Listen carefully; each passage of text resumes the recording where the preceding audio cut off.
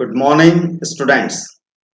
आज के इस वीडियो में हम पढ़ने जा रहे हैं वैद्युत द्विध्रुव के विषय में। तो आइए देखें वैद्युत द्विध्रुव क्या होता है। इसकी परिभाषा देखते हैं। यदि दो बराबर तथा विजातीय बिंदु आवेश किसी अल्प दूरी पर स्थित हो तो इस निकाय को हम विद्युत द्विध्रुव कहते हैं।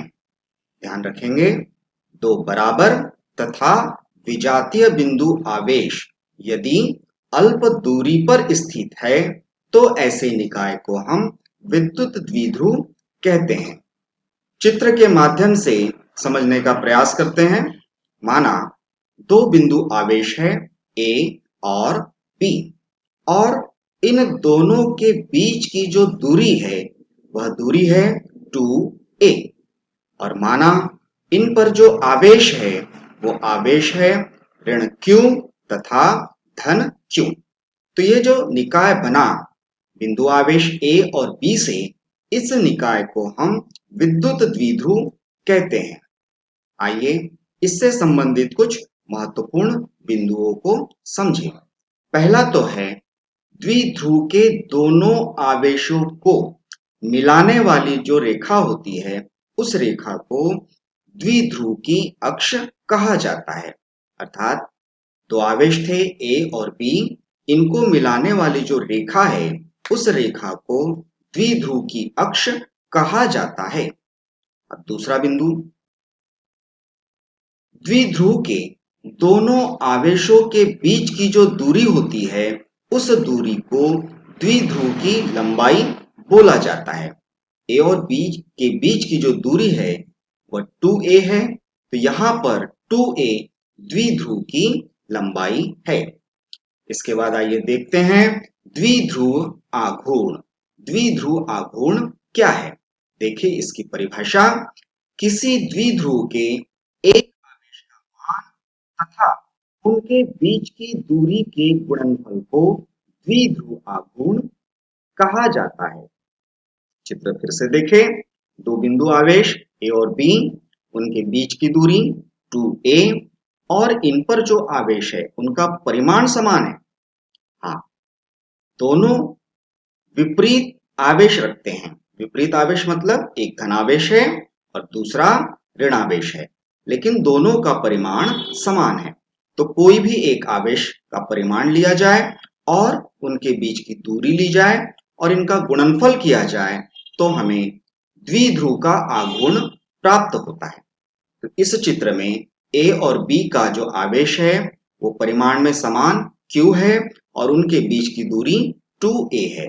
इसीलिए द्विध्रुव आघूर्ण P बराबर q इंटू 2a। ये तो हुआ द्विध्रुव आघूर्ण।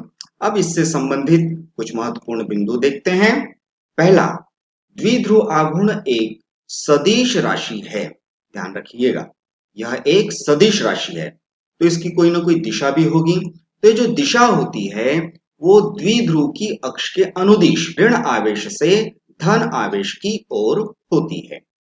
अब इसका मात्रक देखें। पहला, एसआई मात्रक। द्विध्रुव आघूर्ण का एसआई मात्रक है कूलाम मीटर।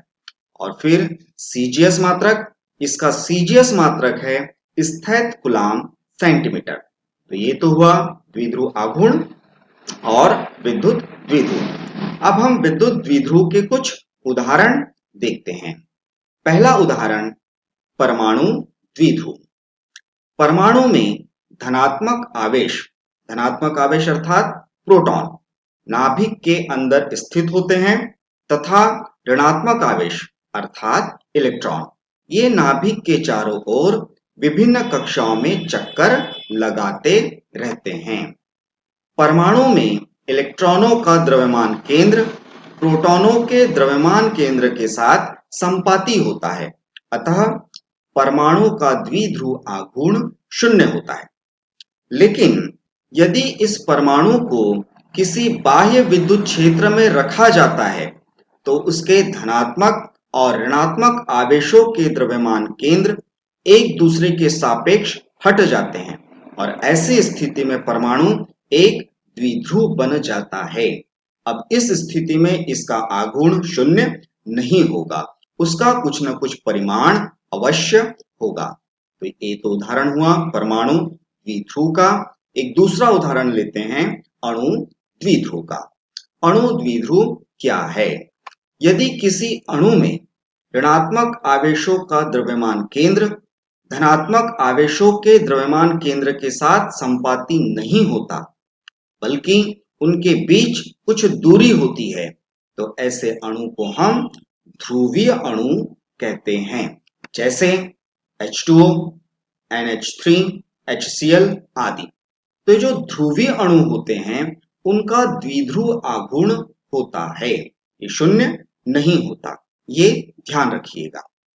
इसके विपरीत कुछ अणुओं में परमाणुओं के नाभिक और इलेक्ट्रॉनों की व्यवस्था कुछ इस प्रकार होती है कि अणु में धनात्मक आवेशों का द्रव्यमान केंद्र तथा ऋणात्मक आवेशों का द्रव्यमान केंद्र संपाती होता है। जब दोनों द्रव्यमान केंद्र संपाती हो जाते हैं तो ऐसे अणु को हम अध्रुवीय अणु कहते हैं।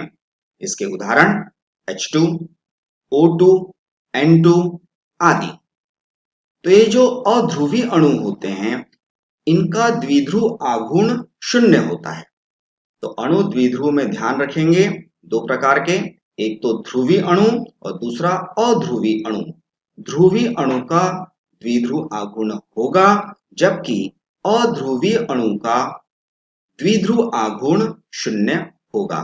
तो छात्रों, आज के इस वीडियो में इतना ही। अगले वीडियो में आपसे फिर मुलाकात होगी नए टॉपिक के साथ।